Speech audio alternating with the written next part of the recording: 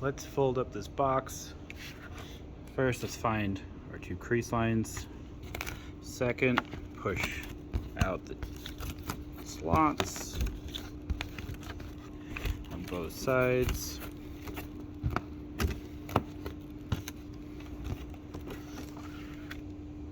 Then we'll start by pre-folding.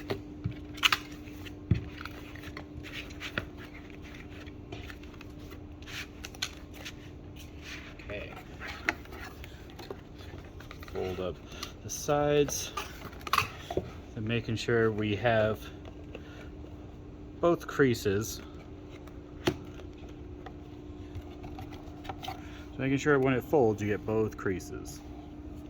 And it locks in.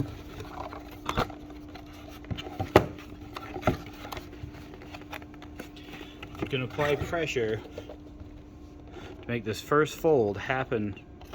Then the other one should fold nicely and lock in.